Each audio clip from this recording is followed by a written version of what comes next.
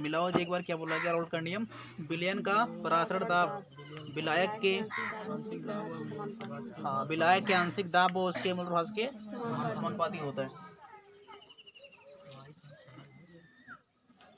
देखिए राउल्ट का नियम देखेंगे जी, राउल्ट लॉ,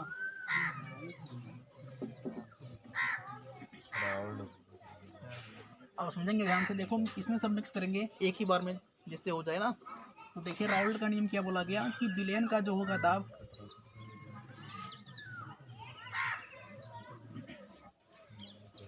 हम लोग इसको पीएस मान लें, कल माना गया था ही ना, इसमें हम लोग पीएस मान लेते हैं।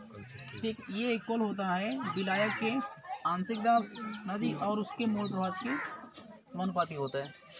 ठीक है, यानी कि दोनों के एक गुणनफल के समानुपाती होगा, इक्वल आता है। अब देखिए इसको ये ऐसे करते हैं जी, देखिए ये पी हो गया सोल्यूशन के लिए और ये पी नॉट किसके लिए थी, विलायक के लिए। ठीक है, इनटू हो गया विलायक का मोल प्रभास ना, तो लिख लेंगे आप यहाँ पर विलायक का मोल प्रभास, या ऐसे कर लो पी नॉट इंटू एक्स किसका, विलायक का। बात समझ गए। अब देखिए क्या होगा, हम लोग निकाल लेंगे एक्स विलायक का मान, अगर इधर क्या आएगा P S by P not. ठीक है, अब यहाँ पर देखो जी एक बात समझेंगे कि विलायक का जो मोल प्रभास होगा यक्स विलायक, ठीक है, और प्लस यक्स विलयन, विलय, ठीक सिंगल सिंगल बांट लेंगे, विलय और विलायक बनता है विलयन ना, तो इनका जो इक्वल होता है जी वो एक के बराबर होता है। ठीक है, ये कंडीशन किसका है, मोल प्रभास के लिए। जो दोनों का योग है वो क्या आएगा, हमेशा एक ही आता है। अगर निकालेंगे यहाँ से हम लोग यक्स विलायक का मान ना जी, अगर निकालें यक्स विलायक का मान तो कितना आएगा जी, 1 माइनस एक्स विलय आएगा। इसमें कोई दिक्कत देख लीजिए, फिर से देखेंगे। देखो जी ये मोल प्रभास विलायक का है और ये विलय का है ना जी, इन दोनों का जो योग आता है वो एक ही आता है हमेशा। बात समझ गए। और यहाँ पर अगर निकालेंगे आप एक्स विलायक का मान तो चला जाएगा माइनस हो जाएगा, वही लिखे 1 माइनस एक्स विलय। अब तो दिक्कत नहीं है, चल इसको चालू करने को देखिए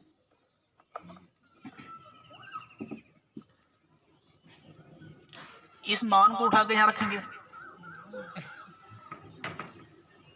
देखिए क्या हो जाएगा, ये हो जाएगा 1 माइनस एक्स विलय। ठीक है, इस उल्टू क्या आएगा P S upon P not. इसको ले जाए इस साइड तो ये हो जाएगा एक्स विलय, ये क्या हो जाएगा 1 minus P S upon P not.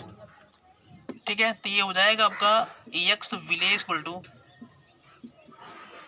ये विलय का मोल प्रभास ना थी, ये क्या आ जाएगा P naught minus P S upon P not. हम लोग क्लियर निकाले थे ना, ये लिखाया गया था केवल आपको, तो ये क्या हो जाएगा, देखो ऐसे मिला आपको P naught minus P S upon P naught is equal to X विलय, मतलब विलय का मोल प्रभास।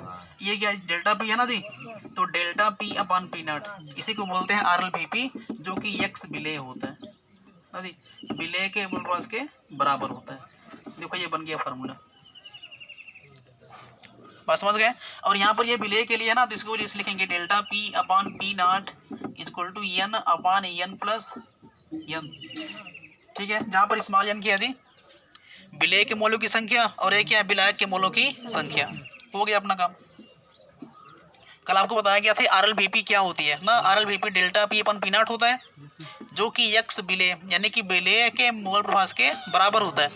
हम लोग क्या पढ़ रहे हैं जी इसमें, अपसामान्य गुणधर्म ना, कोलिगेटिव प्रॉपर्टी।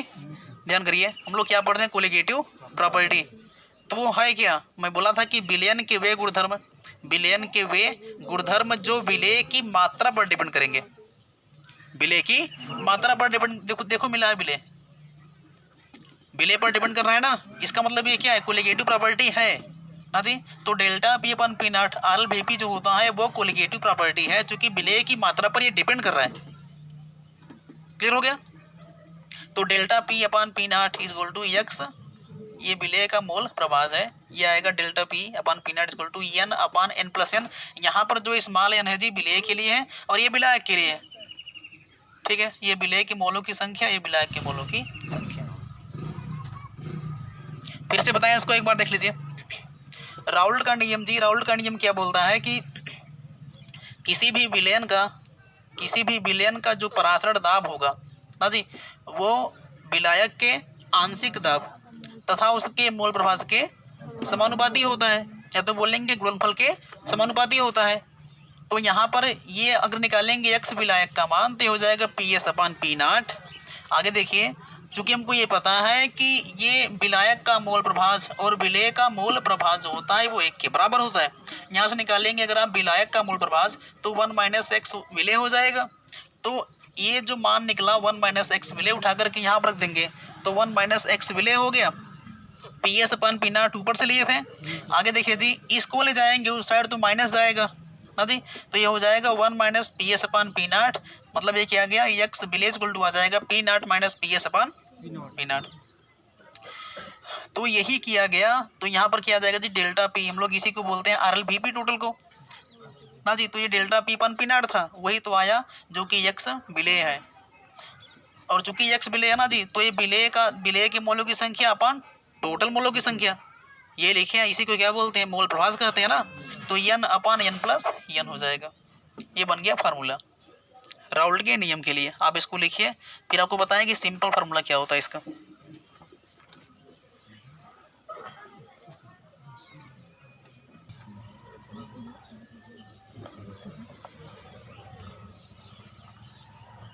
देखिए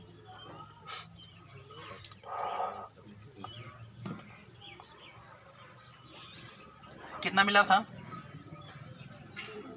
P naught minus P S upon P not, ठीक, इक्वल टू क्या G N upon N plus, ठीक है। इसको उल्टा कर दे रहे हैं, देखिए ये हो जाएगा P naught upon P naught minus P S equal to N plus N upon, इसको लिखेंगे आप पी नॉट अपॉन, ये हो जाएगा P naught minus P S equal to 1 plus, इधर क्या बचेगा जी ये बचेगा ना एन अपॉन एन, इसको लाओ इस साइड तो माइनस हो जाएगा, तो ये हो जाएगा P naught upon P naught minus P S minus 1 हो गया, इक्वल टू आ जाएगा एन अपॉन एन। यहाँ देखेंगे अब इसको यहाँ रखेंगे ना, तो ये हो जाएगा P naught minus P S ना जी, P naught minus P S upon क्या रहेगा P naught minus P S. बात समझ गए? केवल प्लस रहेगा सर, किधर यार सर यहाँ पी नॉट उधर सर ऊपर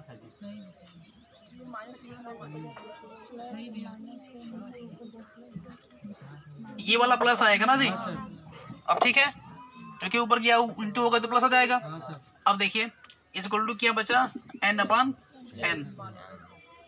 अब देखो यहाँ से प्लस और ये माइनस, ये तो माइनस हो गया, इधर क्या बचेगा, बचा P S upon P naught minus P S equal to N upon N. इसको उल्टा करो फिर से सीधा हो जाएगा ना, ये हो जाएगा P naught minus P S upon P S equal to N upon N. देखो ये सिंपल फार्मूला हो गया, वही है, ठीक है, यही चीज है जी। देखो ऐसे आ गया, इसमें कोई चेंज किया नहीं, बात समझ गए, यही चीज यहाँ पर आ गया। तो इससे सवाल निकलते हैं, सिंपल ही निकलते हैं, इसमें कोई आपको दिक्कत नहीं आएगा, और जो आएगा रिजल्ट वो एकदम सही आएगा यहाँ से। तो P naught minus P S upon P equal to N upon N. तो ये सरल हो गया ना, ये आपको रखना केवल एक ही बार, एक विलेय का मोलों की संख्या और विलायक के मोलों की संख्या, बस काम हो गया। और यहाँ पर 2-2 बार करेंगे तो ये सिंपल हो जाता है, ठीक।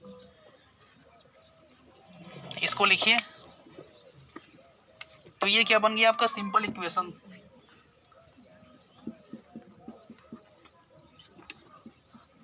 सिंपल इक्वेशन किसके लिए जी, राउल्ट के लिए, फॉर राउल्ट लॉ।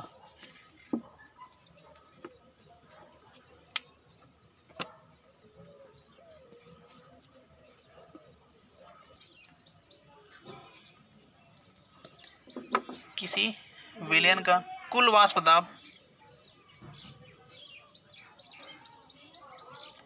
किसी विलयन का कुल वाष्प दाब उनमें उपस्थित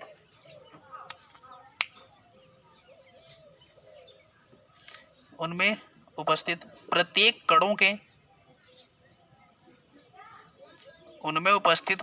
कणों के आंशिक वाष्प दाबों के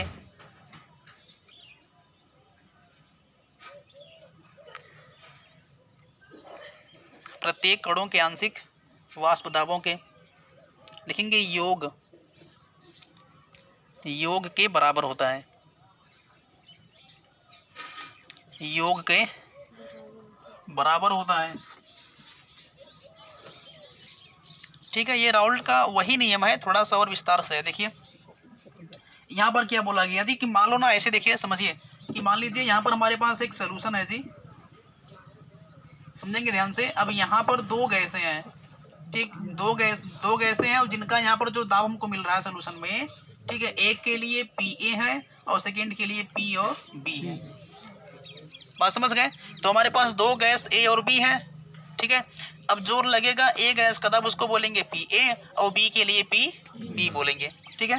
तो इसका जो सॉल्यूशन का आएगा दाब उसको टोटल बोलेंगे, ठीक है। तो P जो टोटल होता है वो Pa प्लस Pb के बराबर होता है, ये बोला गया नियम आपको।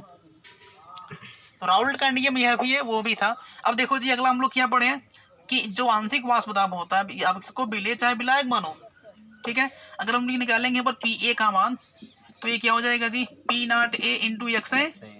हम लोग यही पढ़े ना अभी, उसके पहले ना मैं ये बोला था किसी भी विलयन का जो वाष्प दाब होता है ना जी, किसी विलयन का जो वाष्प दाब होगा विलायक के आंशिक वाष्प दाब उसके मूल प्रभाज के समानुपाती होता है।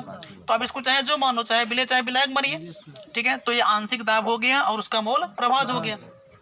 अगर निकालेंगे Pb का मान तो क्या आएगा जी, P0b इंटू XB आएगा। तो इक्वेशन 1 हो गया, इक्वेशन 2 हो गया। अगर यहाँ रखेंगे तो सबमिट कर देंगे तो काम हो गया अपना, वो तो आ जाएगा ना।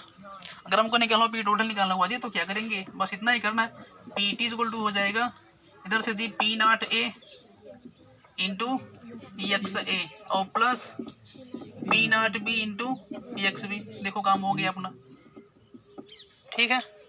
ये ऐसा तो कर लेंगे।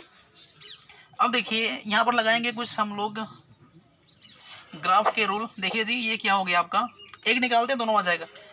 इधर से देखिए यहाँ पर देखिए जी Pa इक्वल टू क्या मिला हमको, P0 A into x A। एक बात समझ लेंगे बस। तो अब ये देखो जी ये क्या है, ये y इक्वल टू mx, ठीक है ना, ये इक्वेशन बन रहा है। y equal to mx plus c होता ना जी, इधर तो कहीं पर c है नहीं, तो y इक्वल टू mx आ गया। बात समझ गए? तो ये किसका है जी, ये स्ट्रेट लाइन का है ना। स्ट्रेट लाइन के लिए ग्राफ ऐसे बनता है, y इक्वल टू mx आता है। अब देखेंगे तो बनाएंगे ग्राफ अगर स्ट्रेट लाइन के लिए, तो देखिए कैसा आएगा जी। y पर क्या है Pa, देखो लिखते कैसे हैं, y पर क्या है जी Pa है, मतलब इधर क्या मिलेगा आपको Pa मिलेगा। और x पर जाएंगे तो क्या मिलेगा, XA मिलेगा। चलिए चलते हैं x पर, तो क्या आ गया, x से आ गया। बात समझे? ग्राफ देखो कैसे निकालते हैं, ये बड़ा सरल है ग्राफ निकालना। देखो आप रख देंगे y इक्वल टू mx, तो y पर Pa, तो Pa को दिखा दो y एक्सिस पर, और x पर क्या है जी XA है, तो x को दिखाओ। अभी हमको m बचा, तो ये स्लोप को दिखाता है कि स्लोप किधर है, पॉजिटिव या नेगेटिव। इधर प्लस है ना, मतलब स्लोप जो जाएगा स्ट्रेट जाएगा तो सीधा जाएगा क्योंकि पॉजिटिव है। बात समझ गए? चलिए तो जब बढ़ाएंगे अब जी, जब बढ़ाएंगे ये मोल प्रभाज, इसको विलय में चाहे विलायक, चलो विलय मानते हैं जी। जब विलय का बढ़ाएंगे मोल प्रभाज तो आंशिक दाब भी क्या आएगा, बढ़ेगा। बात समझ गए? लेकिन ये कैसा होगा, वोलेटाइल होगा तब। बात समझ गए? देखो हमको ऐसा मिल जाएगा, फिर एक लाइन मिलेगा ना, तो ये देखो ये स्ट्रेट लाइन का है ही y इक्वल टू mx वाला कंडीशन। अब आगे देखिए हम लोग यहाँ पर आपका जो XA है, देखिए ध्यान देंगे, ये XA यहाँ पर कितना है जी, 0 है, और यहाँ पर XA मैक्सिमम है, मतलब इसको 1 मानते हैं हम लोग। जो कि मोल प्रभास जी हम लोग देखे थे एक ही आता है ज़्यादा ना, तो XA 1 आ गया, यहाँ पर XA क्या था, 0 था। क्लियर है। अब चलते हैं आगे, हम लोग निकालते हैं इसके लिए। तो ये भी तो वही कंडीशन होगा ना। देखिए इसका बनाएंगे तो क्या आएगा, y equal to M X ही आएगा। हम लोग इसी को उल्टा कर देते हैं, यहाँ पर काम कर लेते हैं दोनों एक ही जगह। अब देखिए जी, इधर मान लो ना कि आपका y एक्सिस है ये वाला, तो इधर क्या मिलेगा हमको, पी बी मिलेगा। एक ही ग्राफ में दोनों दिखा रहे हैं, एक इधर से एक इधर से। इधर क्या मिलेगा जी, एक्स बी, इधर हमको मिलेगा एक्स बी। आगे चलेंगे तो इस साइड देखो, अभी यहाँ पर जा रहे थे, अभी यहाँ पर जा रहे हैं। तो यहाँ पर आपका जो एक्स बी का मान था वो 0 था, और इधर कितना आएगा जी, 1 आएगा ना, उसका उल्टा कर दिए। अब वो भी क्या आएगा, स्ट्रेट लाइन ही आएगा। बस समझ गए। देखो ये यहाँ पर कट कर रहा है। अब देखिए, अब हमको पता करना है कि ये दोनों लाइनें क्या है। ठीक, ये जहां पर ये कट किया ये दोनों लाइन है क्या।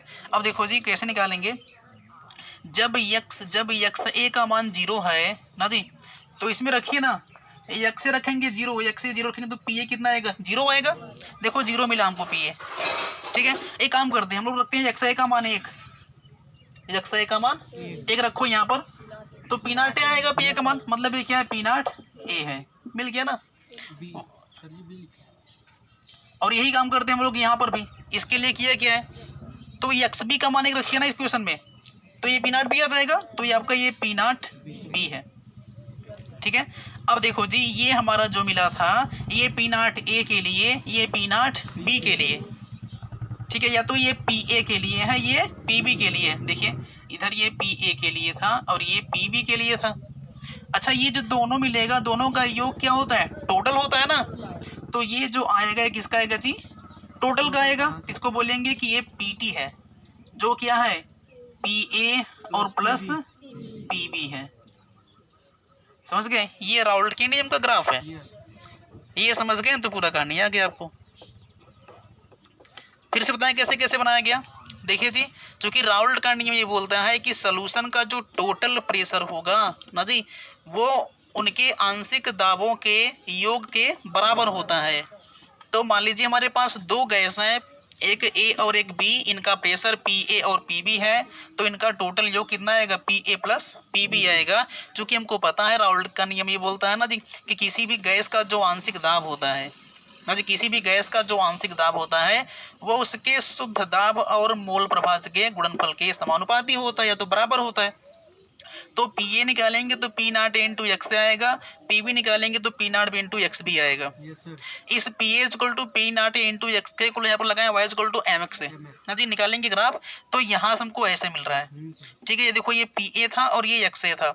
एक्स ए का मान यहाँ पर 0 है चूंकि स्टार्टिंग यहाँ से हो रही है, और यहाँ पर मैक्सिमम है कितना जी, 1। तो ग्राफ तो स्ट्रेट लाइन था, पॉजिटिव आ रहा था, जो कि यहाँ पर प्लस है। तो देखो जी ऐसे मिला हमको। और ये पॉइंट कैसे मिला, इसी ग्राफ में, इसी इक्वेशन में जी, जब हम लोग रखेंगे एक्स ए का मान 1 तो पी ए जो होगा पी नॉट के बराबर हो जाएगा, क्योंकि जो हमको यहाँ पर मिल जाएगा। बात समझ गए। और सेम वही काम किए हैं, P B equal to P naught B into X B. यहाँ पर हमको ये ढूंढना था कि ये कैसे आया। ठीक है, तो क्या किए हम लोग, यहाँ पर एक्स बी का जो मान है 1 रख देंगे, तो हमको यहाँ पर मिल जाएगा पी नॉट बी। ठीक, हमको दोनों मान चाहिए ना, मिल गए P not A P naught B. ठीक, अब देखो जी हमको जो लाइन ये मिला था वो पी ए के लिए मिला था, इस पी ए के लिए, और ये जो मिला था वो पी बी के लिए मिला था, और दोनों का जो योग आएगा उसको पी टी बोलेंगे। देखो ये पी टी मिल गया। ठीक, तो ये जो लाइन है, अब इसको विलेय मानेंगे तो विलेय के लिए है, और ये विलायक के लिए है, और ये विलयन के लिए है। बात समझ गए। और ये जो पूरा ग्राफ है ये किसके लिए है, राउल्ट के नियम के लिए, जो कि आइडियल सोल्यूशन होता है। जो क्या होता है, आइडियल सोल्यूशन। ठीक है, तो ये किसके लिए जी, आदर्श विलयन के लिए है ना। ये ग्राफ किसके लिए है, आदर्श विलयन के लिए। ठीक है, देखो एक पॉइंट नया मिल गया हमको, ये किसके लिए है, आदर्श विलयन के लिए। ठीक है, ये आइडियल सोल्यूशन के लिए ग्राफ होता है।